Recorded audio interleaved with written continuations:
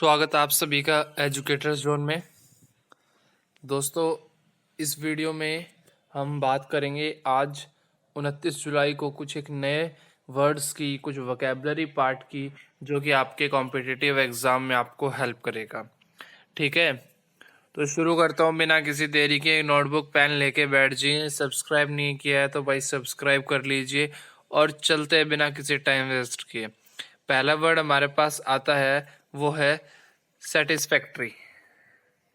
Satisfactory spelling देख लीजिए satisfactory की, SATISFACTORY।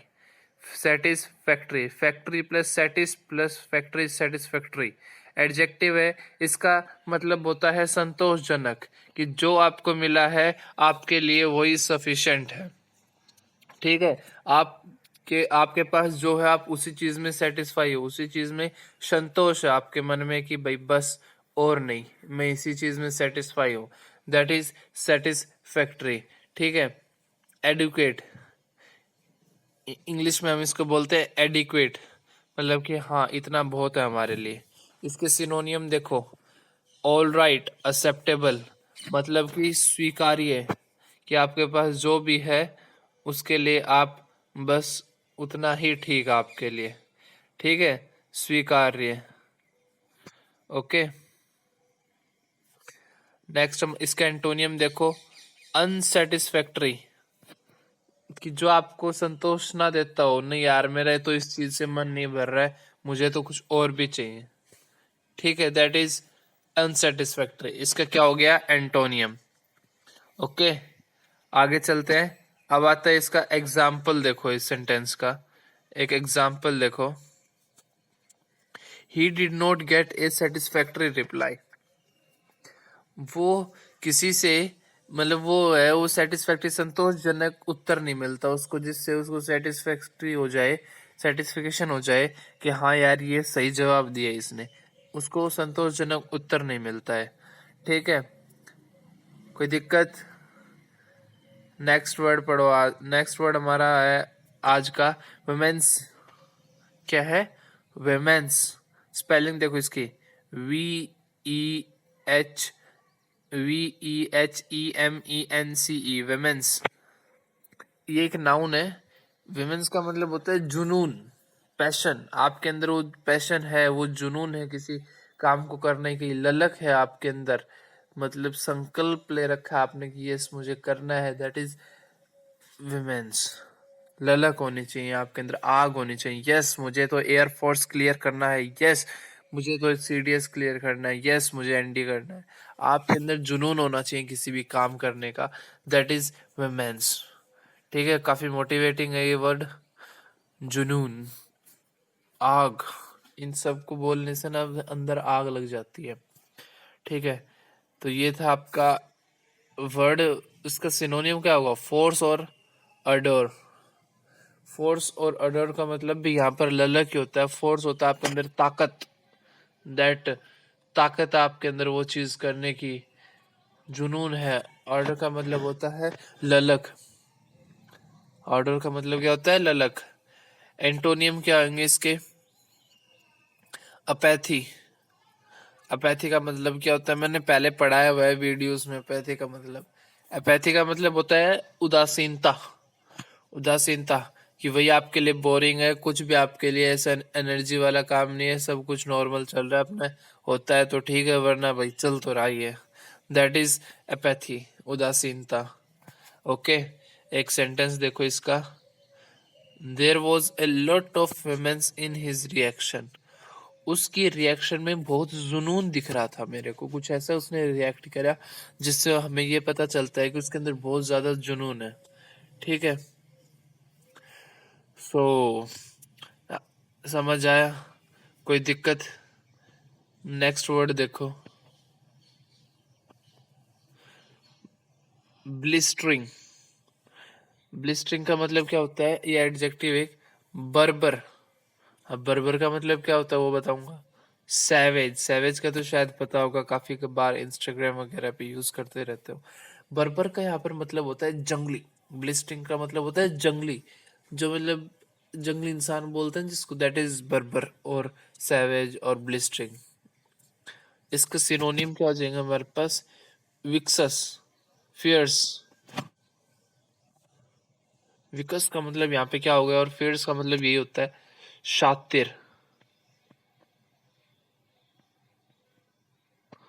शातिर, भाई टाइपिंग का थोड़ा ऐसे ही है, ठीक है। शातिर, भयंकर, दैट इज विक्सस एंड फियर्स, भयंकर।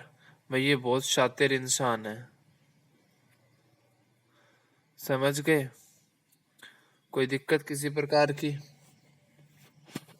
इसका एंटोनियम देखो, माइल्ड। माइल्ड इज हल्का, नॉर्मल। एक तो होता है जंगली इंसान, एक नॉर्मल इंसान, दैट इज हेयर। तो यहाँ पर ये शातिर इंसान नहीं है। माइल्ड का मतलब हो गया हल्का है, नॉर्मल है, ज्यादा दिमाग नहीं लगाता अपना लड़ाई वड़ाई में, दैट इज माइल्ड। इसका सेंटेंस देख लो भाई एक, there was an blistering attack on the government transport policy. Government की जो ट्रांसपोर्ट पॉलिसी है उसके ऊपर एक ब्लिस्टरिंग अटैक हुआ। ब्लिस्टरिंग मतलब बर्बर, जंगली, या फिर शाती, भयंकर, जिसको आप बोल सकते हो। मतलब किसी ने माइंड गेम से उसको अटैक किया है, उसकी पॉलिसी को, गवर्नमेंट की पॉलिसी को। तो यहाँ पर ये जो वर्ड हो गए, इनका मतलब हो गया हमारे पास शातिर और भयंकर। किसी प्रकार की कोई दिक्कत हो तो बिल्कुल हमें बताएं कमेंट बॉक्स में लिखकर। आज का हमारा नेक्स्ट वर्ड आता है रिजॉल्व। रिजॉल्व क्या है? एक नाउन है, इसका मतलब होता है दृढ़ निश्चय, डिटर्मिनेशन। जिस तरह मीन्स था, जुनून था, उसी से मिलता जुलता है ये वर्ड। क्या नाम है इसका? रिजॉल्व। रिजॉल्व का मतलब होता है दृढ़ निश्चय। जो आपने सोच लिया वो सोच लिया, संकल्प ले लिया जो ले लिया। इसका सिनोनिम हो जाता है रिजोल्यूशन, रेसोल्यूशन और पर्पस। इन दोनों का मतलब यहाँ पर होता है कि जो आपने संकल्प लिया है वो ही हो गया, ठीक है। अब संकल्प लेते हो, जैसे न्यू ईयर पर रेजोल्यूशंस लेते हैं ना, वही रेजोल्यूशन से मतलब संकल्प लेना, एक टारगेट, मतलब कि आपने एक दृढ़ निश्चय करना कि यस मेरे को तो ये काम करना है, उसको हम बोलते हैं रिजॉल्व, दृढ़ दृढ़ निश्चय। क्या आपने मन में ठान लिया कि यस मुझे एयर फोर्स का एक्स ग्रुप क्लियर करना है। मैं भी सारे दिन मोटिवेट करता रहता हूँ तुम्हें। आगे चलते हैं, इसका एंटोनियम क्या हो गया? इनडिसीजन। इनडिसीजन का मतलब क्या हो गया? असमंजस में, कि कंफ्यूज हो यार, आपने डिसीजन लिया ही नहीं है कि यार मेरे को क्या करना है क्या नहीं करना है, मेरी तरह। Okay, that is indecision. एक सेंटेंस देख लो इसके ऊपर, she received information which had strengthen her resolve. उसको कुछ ऐसी खबर मिली जिससे उसके रिजोल्व को ताकत मिल गई, उसके संकल्प को, उसके जो उसने दृढ़ निश्चय कर रखा था उसको ताकत मिल गई, उसे कुछ ऐसी इंफॉर्मेशन मिली। किसी प्रकार की कोई दिक्कत है तो बताओ इस वर्ड के अंदर, ठीक है। आगे चलूं, आज का हमारा आखिरी वर्ड है, वो है एक्सपेरिमेंटल। क्या है हमारे पास? एक्सपेरिमेंटल, नोट आखिरी, सॉरी, ठीक है। तो एक्सपेरिमेंटल का मतलब है हमारे पास यहाँ पे क्या हो गया? परिवर्तन ना, परिवर्तनात्मक, इनोवेटिव, प्रयोगात्मक। एक्सपेरिमेंटल नहीं बोलते यार, ये तो एक्सपेरिमेंट है, इसके ऊपर कुछ नया नया आविष्कार करना, दैट इज एक्सपेरिमेंट करना, प्रयोग करना, उसको चीज को करके देखना, हाँ यार ये चीज कैसे होती है कैसे नहीं होती है, that is experimental. Innovative, innovative का मतलब होता है प्रयोगात्मक, कि आपने नए नए आइडियाज आ रहे हैं कुछ, उसको बोलते हैं हम प्रयोगात्मक। इसके सिनोनियम हो जाएंगे न्यू, ओरिजिनल।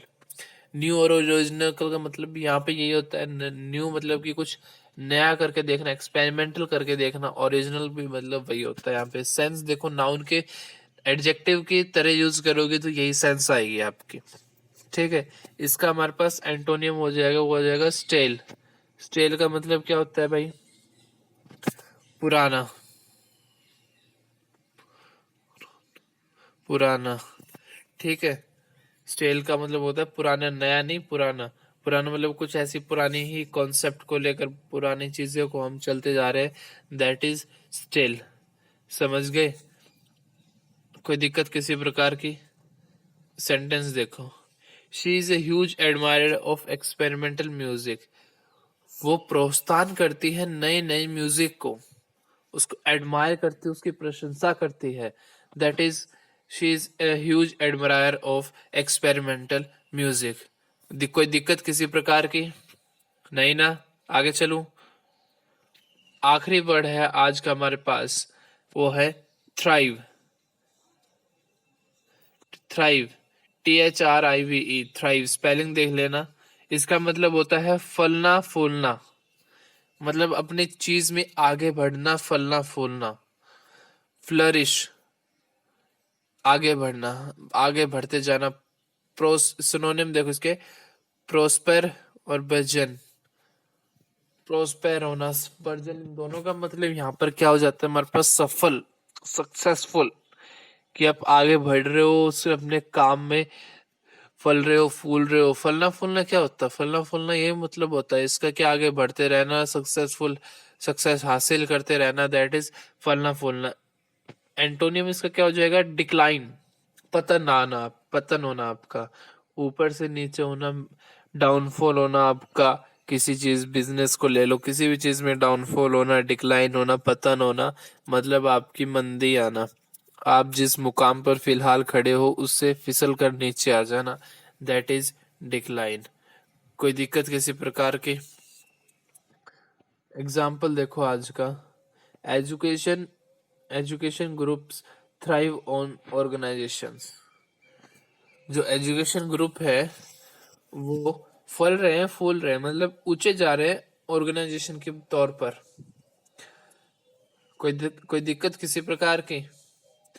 एक क्विक रीजन करवा दूं। पहला वर्ड आज आपने पढ़ा था, वो पढ़ा था सेटिस्फैक्ट्री। ठीक है, पहला वर्ड आज आपने पढ़ा था सेटिस्फैक्ट्री, उसका मतलब होता है संतोषजनक, कि जो आपके पास है वही बहुत है। उसके बाद आपने पढ़ा था विमेंसिंग। विमेंस मतलब कि जुनून, आपके अंदर जो पैशन है वो, उसको बोलते हैं जुनून, ललक। उसके बाद आपने पढ़ा था ब्लिस्टरिंग। ब्लिस्टरिंग का मतलब होता है बर्बर, सैवेज, जंगली, शातिर दिमाग का, भयंकर इंसान। उसके बाद आपने पढ़ा था रिजॉल्व। रिजॉल्व का मतलब क्या होता है? दृढ़ निश्चय, डिटर्मिनेशन, कि आपके अंदर उस काम को करने की वो संकल्प ले रखा है आपने, दैट इज रिजॉल्व। अगला वर्ड आपने पढ़ा था एक्सपेरिमेंटल, परिवर्तनात्मक, इनोवेटिव का मतलब क्या हो गया यहाँ पे? प्रयोगात्मक। ये हो गया एक्सपेरिमेंटल। लास्ट वर्ड आज आपने पढ़ा थ्राइव। थ्राइव, थ्राइव का मतलब होता है फलना फूलना, अपने कारोबार में, अपने काम में, अपने हर, अपने पैशन में, अपनी जॉब में इंक्रीज होना, दैट इज फलना फूलना। ओके, जिस पोजीशन आप पर हो उससे आज से आगे बढ़ना, दैट इज फलना फूलना। ठीक है, सो ये थी आज की हमारी video. Thank you all for watching it. पसंद आई हो तो लाइक कर देना, ना पसंद आई हो तो डिसलाइक कर देना, लेकिन करना जरूर। पसंद तो लाइक, ना पसंद तो डिसलाइक। कोई सजेशन, कोई सवाल तो कमेंट करना भाई। फिलहाल इस वीडियो में इतना ही। जय हिंद, जय भारत।